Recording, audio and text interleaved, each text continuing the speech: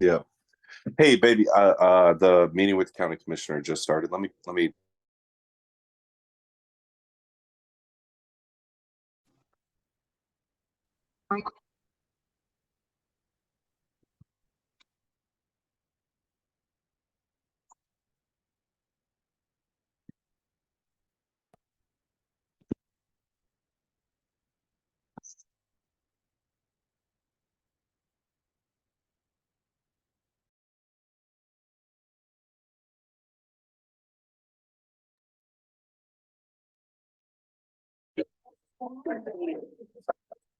Lot of things we can have once we decide, but it's not like, the opposition is going. Yeah, it's whenever I was helping you with the pigs, you castrated me.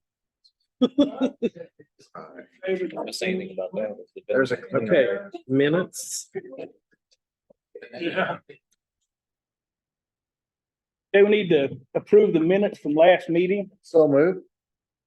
Second, I'll second that. All in favor? Aye. Aye.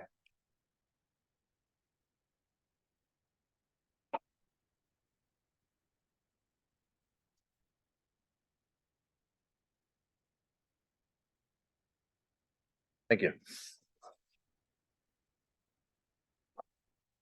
Pen not working? Huh? Your pen not working? Oh, It was, but kind of like me, it drags once in a while. Okay, it's got the claims. Total for the claims is $1,466,156.56. Need a motion to approve that. So moved. A second, all in favor? Aye. Aye.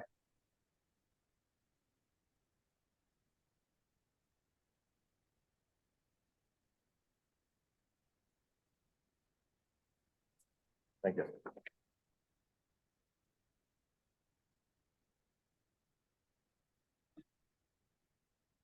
And we do have the treasury report, so we acknowledge All that. right, Ken. Yep, got it.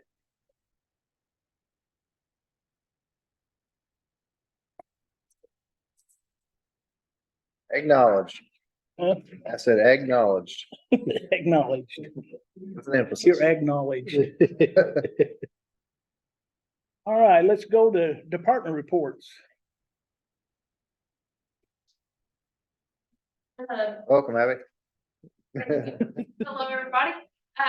So with the extension, y'all don't know that, but wanted to come. I have our annual contractual services agreement to be signed by y'all. Gave it to Jason here while ago. He's looking it over. I just need one signed copy. I brought multiple copies if anybody wants one, but it's the contractual services agreement between the county and Purdue University to provide extension services in the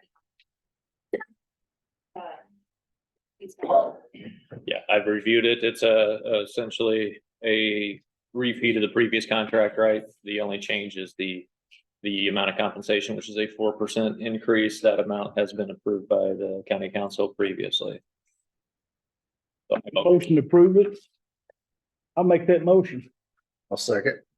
All in favor? Aye. Aye. Just need a signed copy.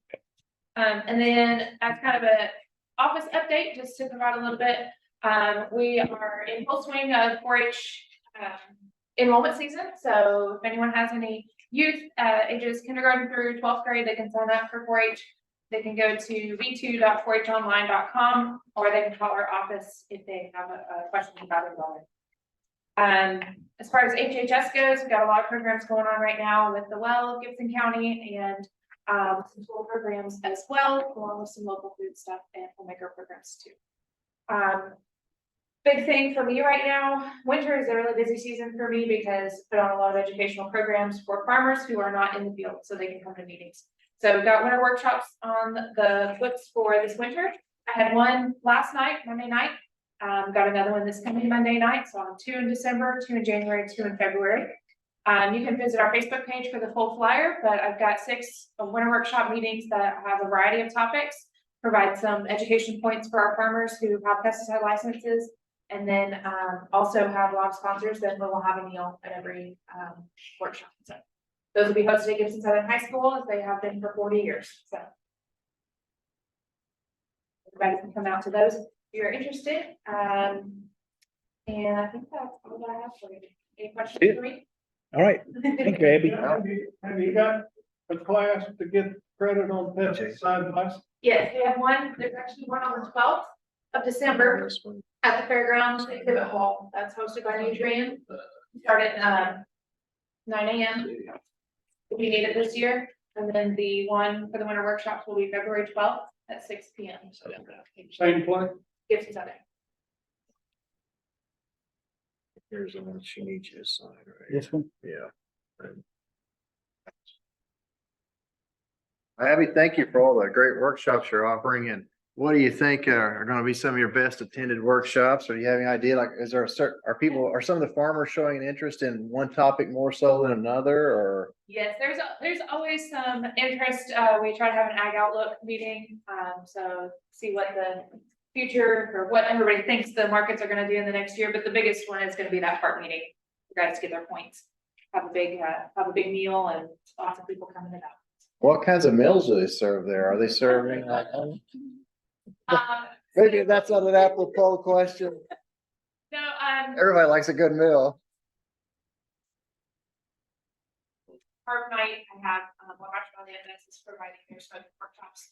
And then, we have the women's night on the 22nd and the, February 5th meeting, Ohio Valley Insurance is going to be. Really good meeting. All right, so we need to let all of our farmers know to get out and Absolutely. take in some of this education, these workshops, and they can probably get together and talk to each other a little bit Oh, too. yeah, there's always the meeting after the meeting. Okay, all right. All right, thank you guys so much. Thanks, Thank you, Abby. Abby. Also, it's not costing county anything. Not costing a Does dime. not cost anything. Thank you, Purdue Extension Office. Thank you. Thank you. On behalf of everyone, thank you. Thank you guys. All right, well, George is not here, but Hey, I got yours. his second command is. Although that's fine, I'm not gonna say, I did have a report too. You guys need the daily numbers. We got an average of 80 men, 10 females in lockup for a monthly average of 90. Work release, 15 men and 1 female, and that's daily average 16. Right now we have some openings. We have a field officer position in community corrections that go out and do checks on work release and home detention. Also help out around the facility. We have a facility officer who works strictly at the facility, community corrections open. Out of the 19 deputies that we have right now, we have 2 open spots. We are testing 3 on December the 14th. And then we're also sending 2 to the academy in January. We have 9 spots in dispatch, and 4 of those are open right now. We have 21 spots in corrections, and 6 of those are open. George, for the update on the jail, we're flying steel right now. I don't know if you guys noticed that. But the building's actually taken- Good. They're wanting to have the building under roof by the end of the month. I'll believe it when I see it. Just a moment of clarity, as an elected official, I had a shocking, scary moment with the jail. Looking at it, I was like, I thought they were supposed to bring the pods in, and I thought they'd bring them in by crane. No, it's gonna happen, but they're gonna be slid in from the north. Oh, really? Yeah, it's on wheels. I was like, this is crazy. So they'll have some flatbed trucks come in, and there'll be 2 cells, I guess, 2 stacks of cells on each thing. They'll take them off there. They're gonna build a concrete pad to put them on, and they'll roll them right in there and roll them in the spot. And you said they come on wheels. They Yeah, come I on said, wheels. you guys are sure about this? They're like, "We build jails all the time." And I'm like, okay, I said, this could be a political nightmare. We have a jail with no cells. You know, I gotta get re-elected, so. So that's where we're at with that. It's starting to take shape, and yes, it really is that big. And one last thing, just a cop story. I got a 24-year-old kid at home, 23-year-old, sorry, he's almost 24. And December the 1st, I had the call that no parent really wants to get. Not the worst call you get as a parent, but December the 1st at 9:55 p.m., Logan Lashbrook was running traffic up around Wheeling. and they clocked the car at 108 in a 40-mile-per-hour zone. So he goes up to the car, finds out it's a juvenile, one of our newly licensed drivers. And he began a roadside investigation that included, hey, what are your parents' phone numbers? And he called the parents came, and they took possession of the juvenile and the car. And they were given a nice citation for driving. I think 10 o'clock at night during deer season is not a good time to drive, especially during wheeling. Those roads are, they're rough, so, but he did a good job. He wrote the ticket, he mediated the situation, and took a dangerous driver off the road. So that's what I got. Any questions? Sir. No, I appreciate what you're doing, and I also want to thank you and the Grinch for all your work you've been doing to help out the local food drives. So, Yeah, he's away on business. I don't know what that means. Okay. Back out this weekend. okay, Bruce, I do want to thank you to the young man or whatever it is up there on the corner from me. That car sitting there all the time, people stop and they slow down. Yeah, I've talked to him about it. It's great. He's from Pike County, isn't he? No, this is one of our guys. Yeah. I thought he was from Pike He County. just likes to stop there in the morning on the way to work. other. Good evening. I gave you our November report for the health department. I don't have a whole lot, just we're working with the departments, sheriff's department and resource officers with Narcan. Getting that out, so we don't have a couple of doses left, but we'll be going with our grant again at the beginning of the year, working on that with the state. We met with our caring communities, our coalition for the area to help get the community together with different resources for people in the community to, whether it be a need of diapers or a need of mental health, it's like a group of us together talking and stuff. So it helps a lot to see where the need is in the community. So we had that today. The administrator for the state's coming down Friday to meet with us. They're over the District 10 and with the funding and stuff, they kind of help guide us and make sure that we're meeting the KPIs and core services that we have to. So with that, there is an uptick in RSV right now. COVID, just respiratory stuff going on in Southern Indiana. So just make you aware of that. We do have a few nurse applications for the nursing position, so excited about that. And we do have an interest in our counselor educator that we're hiring. So we have probably interest in that too. So Thank you, Julie. Thank you. Sharon there. Animal Services, just a couple things going on, that the Animal Services is doing this, Saturday, we're doing our low-cost, wellness clinic. Princeton Vet has always been very generous, donating a vet, Dr. Fikes and their staff. They're here, and, through some donations, we are able to offer, all the yearly shots, including rabies, to any individual who owns an animal, dog or cat, for $20. And it's open to all low and fixed seniors, veterans, pretty much anybody. So if you know anyone who fits that needs their dog or cat up to date on vaccinations, let them know, because $20 is a really, really good Yeah, it deal. is. And every year, that's the first time, and they're very appreciative of that. So that's this Saturday at noon, or at 1 o'clock. You just have to call the shelter ahead of time so we know to have enough vaccinations out and available. They go through pretty quick. And then just as a little plug for the shelter, we're doing our last fundraiser for the year, Monday, Bob's Pizza for $10. You can get a spaghetti meal plus a drink. And Baird is sponsoring that event for us, so the entire $10 goes directly to the shelter, 100% of that. So they're normally closed on Monday, but this Monday they're going to be open and serve lunch from 11 to 2, and then they're open again from 4 to 7 in the evening. It's dine in or carry out, so please come and have some spaghetti and support the shelter. Thank you. Thank you. Thank you, Sharon.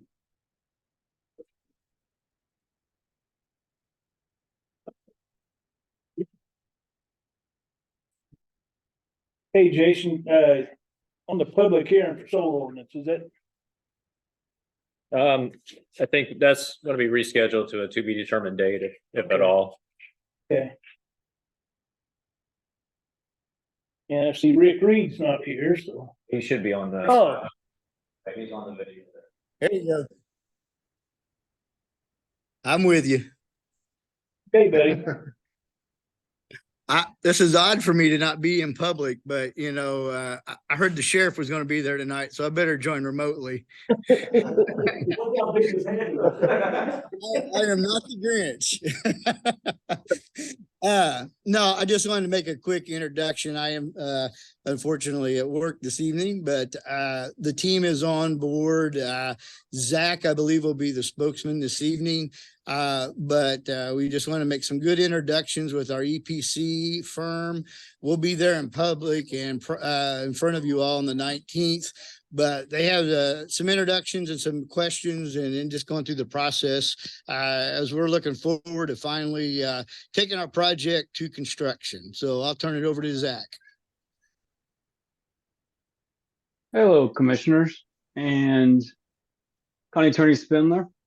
You guys hear me fine? I imagine so. I see, there you are again. Good evening.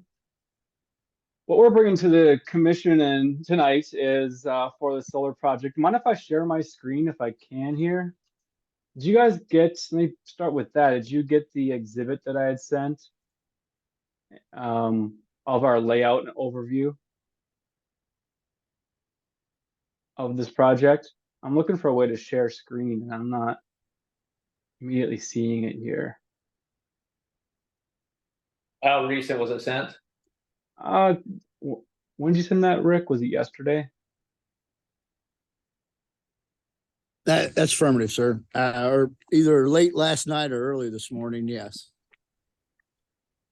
Zach, this is the, when you hover over the picture, there should be a bar that displays on the bottom, and there is a share screen link right there. It doesn't say share screen on mine. Oh, here we go. Got it now. Host disabled. That's what's going on. No, participation share screen is disabled by host. Well, I'll get into it anyway. If the host chooses to disable, then I can share the screen of the exhibit here we have of the solar field. But what we're here today for is to request code consideration for more current code, which would be NEC 2020 and IBC 2018. In this request, there was discussion of whether or not it need to be a variance, and we found out for sure through IDHS coordination that we do not need a variance. But we have IDHS behind us that we can use those codes for design of this solar array. Reason being is that their code is not there's no occupied buildings proposed on the project, and their currently adopted code is for class 1 and class 2 buildings, which are occupied buildings. And so therefore what we're doing here doesn't actually apply to the code they have currently adopted. So we can, and they have given a thumbs up, if you will, that we can go ahead and design for those more up-to-date codes. And what we're asking this today is to kind of ensure that we can get started with a prudent design, and nothing might be any kind of hurdle that comes up later with code changes, as you can imagine. Once you get started and get deep into design, you follow a code, and it's choose your experience kind of trail through how different sections apply as you get through the project design. And we are in design and starting to increase that effort right now significantly. So locking in these codes would allow us to just have a successful project to the end and stay on schedule. Oh, I can share a screen now. There we go.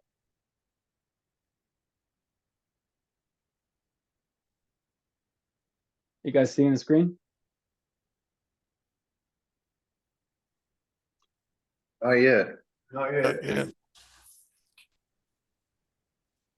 Now, I believe you should be able to now. Seems to- Yes. There you go. Oh, good deal. Yep, looks good. All right.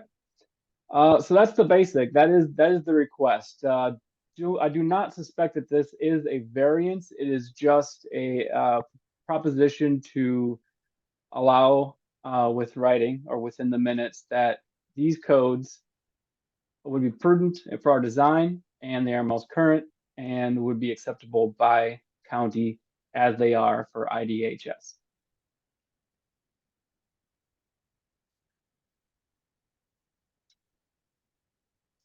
Is there any comment to that? This has been brought up before. And with, we would be coordinating with county engineer, which I do hear now that 3i Design is probably coming in, probably not here tonight, but that is where it begins, is the acceptance of such code application.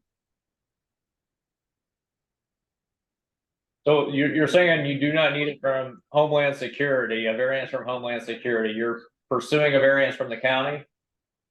Yeah, if this is the variance from the county, that's what we are pursuant of. IDHS, the Homeland Security, their code currently adopted only regards itself to class 1, class 2 buildings, occupied buildings. And we do not have that in this proposal. There is no operations and maintenance facility, which would be an occupied building. And there is no storage facility, which would be an occupied building. This is basically just an electrical and structural with civil aspects, of course, project. And there's nothing permanent that is going to be an occupied building. And so the IDHS is concerned about the foundation for the enclosure building, which holds electrical equipment within the substation, which is on the north side here, kind of by the switchyard, if you can see my cursor. But that is basically where it stops. They won't be too concerned with inspection. They won't be too at all concerned with review of the overall electrical system and structural system. Once again, their code is in respect to occupied buildings. We went into discussion with them, obviously pitching need for a variance and what constitutes hardship to get a variance, and they're not interested. We are exempt. Basically. So we are good to go with this. So you're talking about north of the. Yeah, well, not even north of the green.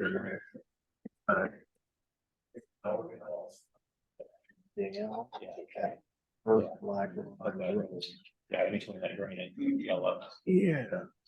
Can you tell us if that, in between the green and yellow, is that 350 south? 250. 250. That's Seed Tech Road.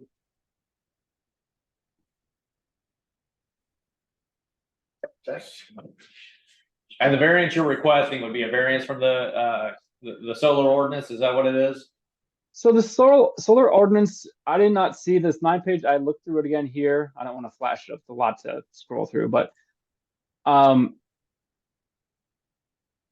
if there is something that would require some sort of process for variance to use these codes, MEC 2020 and IBC 2018 in the ordinance, then we would request how to go about that process. But I am not seeing that we really need to do a full variance for that. It goes back to how do you apply your code, your ordinance? Does it say that adopted codes apply to a facility such as this without an occupied building?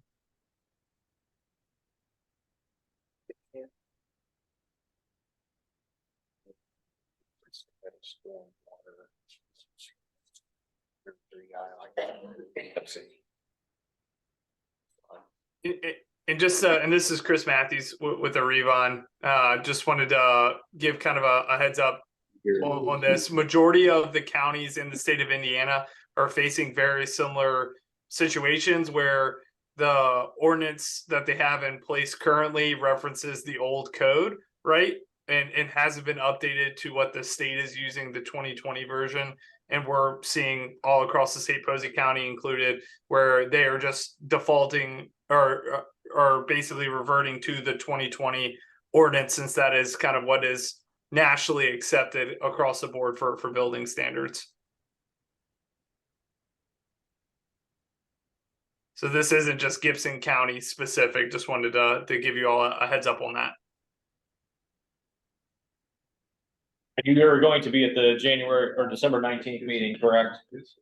Correct. Yes, on sir, December that's correct. 9th. Yeah, yep, we plan to go with a presentation that of an overview with more detail of the design development. So I'd recommend we take the request under advisement. We'll put it on the agenda for the December 19th meeting. Let's do that And then if then. you can get us in writing, what specifically, email it to me and we have them send it to a 3I. I was sending it to Lyle Maringer. Okay. He's familiar with the stormwater plans and the ordinance. Lyle Maringer with 3I Design. You can send it to the two of us. And if somebody emails me here in the next few minutes, I'll provide you with Lyle's email address.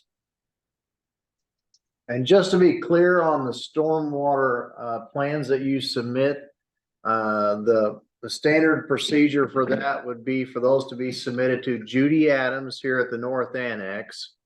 And then once Judy receives those and any additional flash drives or hard copies, I think the ordinance calls out 2 hard copies to be submitted of the stormwater plan. And then any other additional data to be provided on a flash drive. But once you submit your stormwater plan to Judy, then she will expedite that to 3I Engineering and get that moving for this project. So I think if you look at the stormwater ordinance as well as the stormwater ordinance fees that are all publicized on our website and providing a great deal of transparency, then you will see everything you need. But should you have any questions, feel free to reach out to myself or in the case of the actual submittal, Lyle Maringer, or even Judy Adams here, our administrative assistant. That sounds good. We won't have a full submittal package by in the next few weeks by the 19th. The 19th will be just a further introduction to the project. It's a nice in person, getting you guys comfortable with it or making comment. Are you recommending that we can submit a prelim package for them to get started and do a kickoff with them? That was one of my questions: is how can we engage with 3I Design? How and when? Sounds like we can do it pretty soon. We can provide the necessary emails or phone contacts that you might need to consult with our third-party engineer. Okay. Yeah, I mentioned, okay, we will resubmit the request, a new email, and yeah, look forward to getting Lyle's contact information.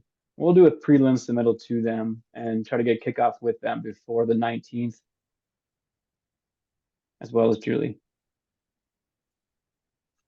Sounds good, guys. Yep. Okay. Thank you.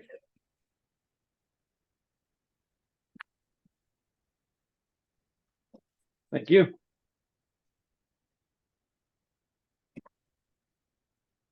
Brown and the yellow indicate, anybody know? The yellow is, I think, just their solar arrays. Hold on, you said the brown? Brown and the yellow, what are they indicating? Am I saying that right? The yellow is just the areas where you're putting solar arrays, and the black would be the specific arrays. The brown, I'm not sure what that would be. So I'm not seeing brown, but the array was in yellow to make it easier. There's dark, which is all the panels. If I zoom in a little bit, it clarifies.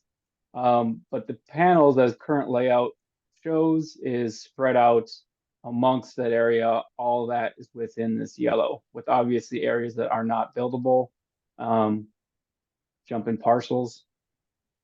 And the green, maybe that's what you see as brown, is the switch yard, which is not in our design, but it is in our construction and therefore permitting package to build the pad, basin, road, build, preparations for that. Then another firm comes in and will build the actual equipment for the switch yard.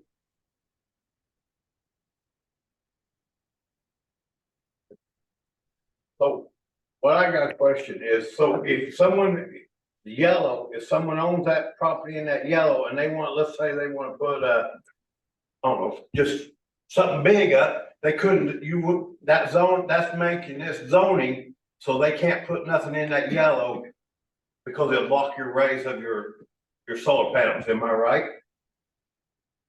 Shading, so, yeah, there is So, a. let me take that real quick, go ahead. Zach, Is that if you don't mind. Yeah, Go so, ahead.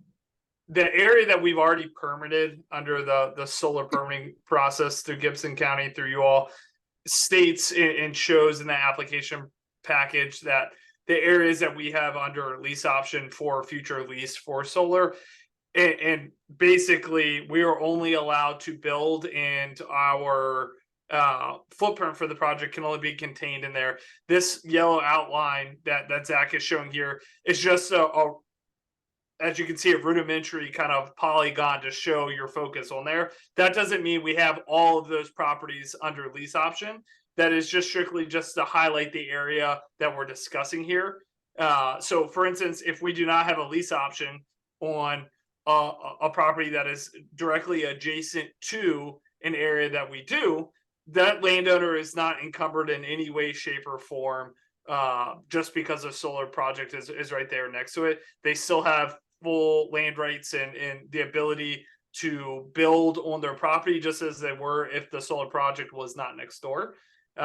So I just want to clarify that there might be some confusion because that area in yellow is just for the purpose of drawing your attention to this area, i.e. the panels and project infrastructure in general versus the switchyard pad, which Signal Energy is the EPC for the project, is not responsible for the design of that switchyard pad itself.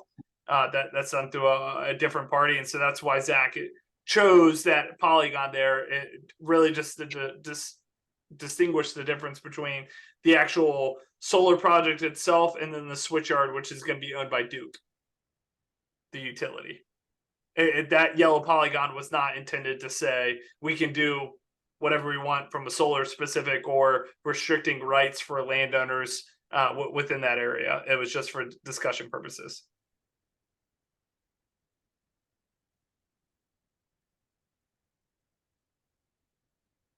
Is that the Princeton or the Elliott? This is the Gibson project, which That's is Gibson. located in Princeton, yes.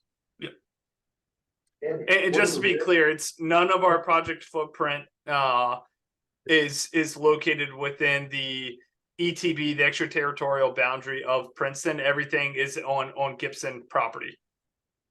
What's the Gibson County property? Chris, what are the red areas?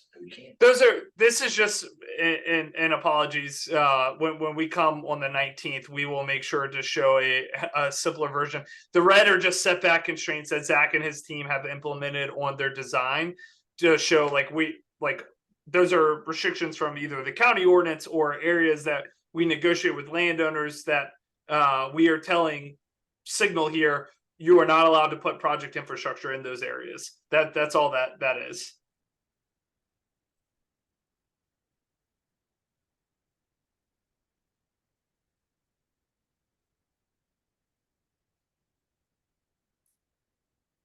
You have control of the pink areas and the yellow areas? Do you have any kind of restraints or controls or ownership or anything of that?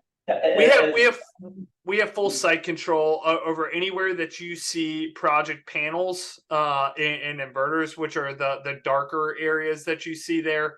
Like I said, this map really isn't that great of a depiction of what we have under lease and lease option, and we can include that in our discussion on the 19th as well. This really is what I like to call in layman's terms is a setback map. So like the area in dark gray that you see there, that's kind of following, rivers and creeks are also buffers that we're putting around to make sure we're avoiding any environmentally sensitive areas. So all these color schemes have some sort of meaning from a design perspective. They're not supposed to be indicative of what we do or don't have site control, but from a project perspective, yes, we do have full site control via lease options for our parcels. The only purchase option, to my knowledge, and Maya Callahan, who's the project lead here, is on as well. But so she can correct me if I'm wrong here on this, because she's in much more depth on the project than I am from a day-to-day basis. The only area that I'm aware of that we have a purchase option is the switchyard, which is the area up there in green. And that will be purchased by the project company, but then transferred over to Duke, and Duke will actually own the property. Nothing will be physically owned by Arrivon. How many acres are you talking about that you got under contract? I'm sorry, I couldn't hear you there. How many acres do you have under contract? I think it's over 1,600 acres that we have under lease option. But we won't be using the full 1,600 acres, but that's what we permitted under the Gibson County solar permit process, or the SUP.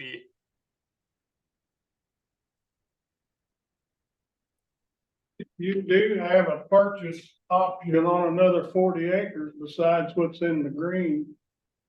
I don't know if you're gonna exercise the option or not. Maya, do you know what other property he's discussing there? Land. They said, yeah, so that's correct. We might have one additional option. That was just the one that I could remember off the top of my head. But usually what we do is we lease all of the land that we can. Every now and then, occasionally a landowner will only be interested in selling the property, and if that's the instance, that's what we end up doing. But once again, all of this was already covered, discussed, and permitted under the solar permitting process through Gibson County. Yeah.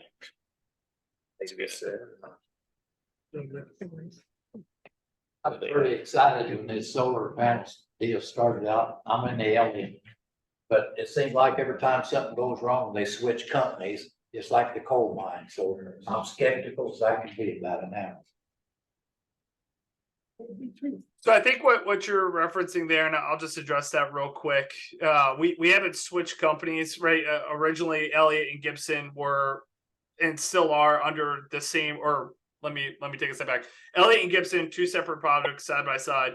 Elliott was a BTA, meaning a build transfer agreement, where we build the project and then NIPSCO, the utility, takes over full ownership. And Gibson was a PPA, where Arrivon was going to be the sole owner of that project, and we sell power directly to NIPSCO. However, with everything that happened over the course of 2021 and 2022, with issues with supply chains and getting modules into the country as stuff ramped back up from COVID and everything that was associated with that, NIPSCO had obligations under their IRP to the Indiana utility of Indiana's Utility and Regulatory Commission to provide a certain amount of power to the grid that they own. And so in doing that, with the delays that were associated with those projects, we had to shift ownership to Gibson, because that was one that we had supply agreements contracted, locked down, permits were done, and we had all the real estate rights to it.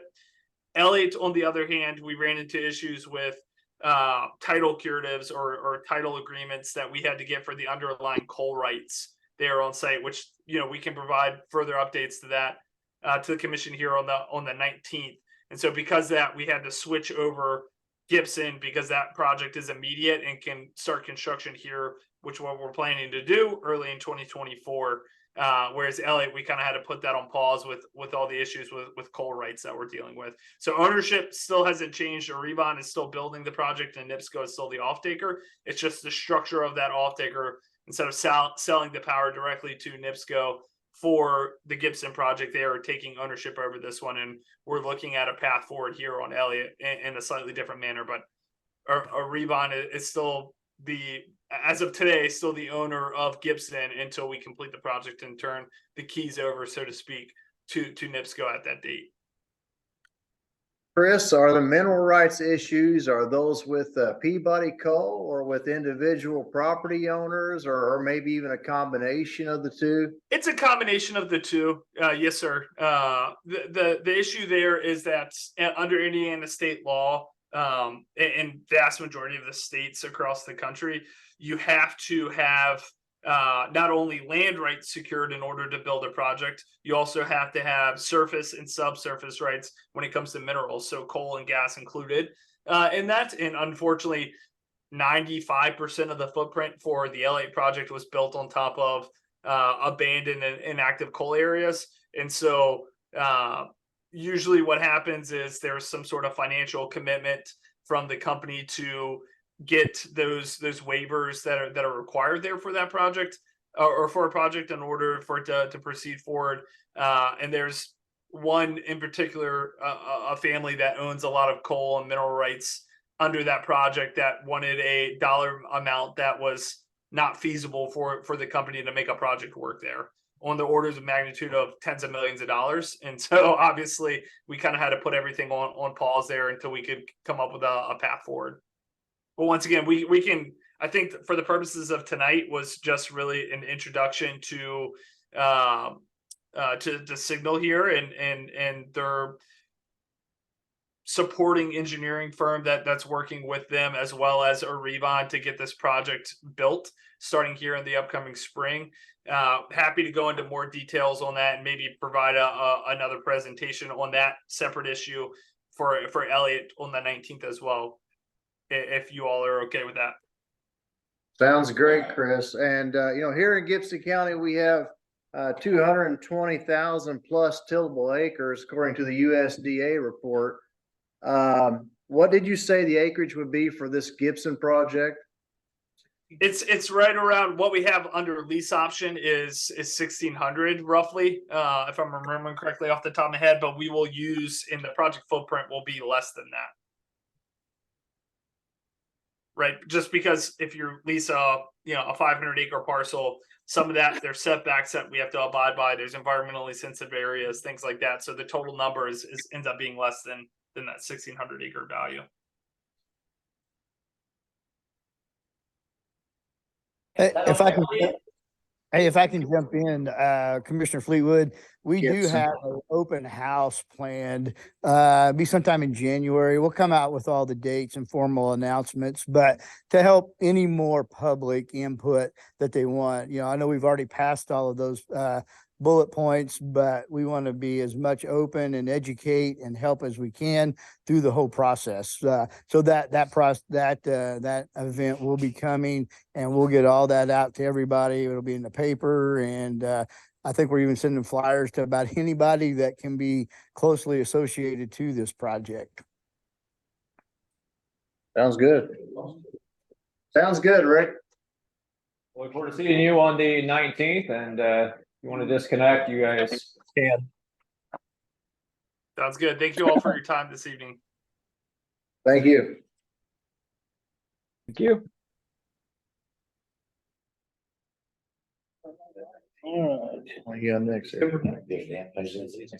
On film? Yep. Is that on video too? Is that on video? Oh. Okay. What does that mean? You We're 45. Well, then we got drainage at 4.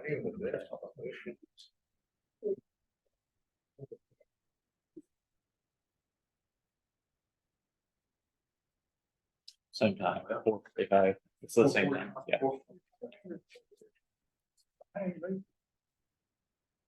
Jason, you know much about this brownfield program? Yeah, I do. It's just a new vendor that's taking over. The new vendor is IWM Consulting Group. That's where the old refinery used to be, right? Yes. Yeah. And what this agreement that they presented to us does is it just allows them access onto the property to monitor it. Yeah, to test it. Yep. And I'm assuming it's very similar to the previous one that we had with the previous vendor. So I'd recommend approving it at tonight's meeting. Is there anybody here on behalf of this? Okay. Mr. Parker, can you hear me? Yeah. Okay.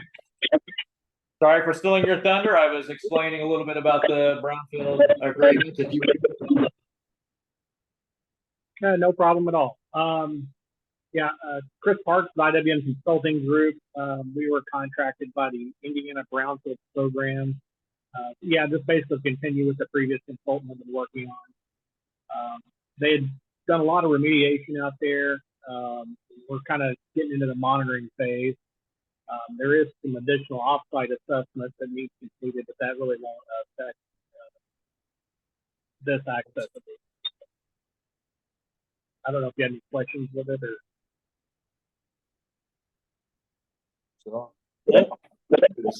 You're the preferred or the vendor selected by the Indiana Brownfield program, correct? Yeah. And it was previously another agency, you're just doing the same thing that agency was doing, or that is.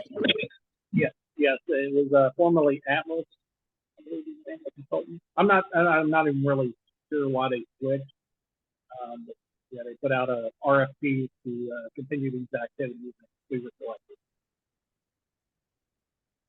Well, I'll make the motion to approve and accept. I'll second it. All in favor? Aye. Thank you very much. He in church.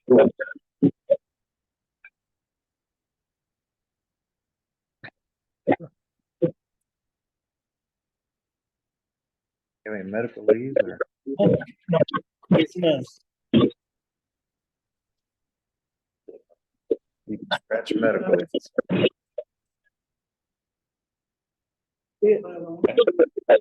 Motion to adjourn the meeting? Make a motion to adjourn. I'll second. All in favor? Aye.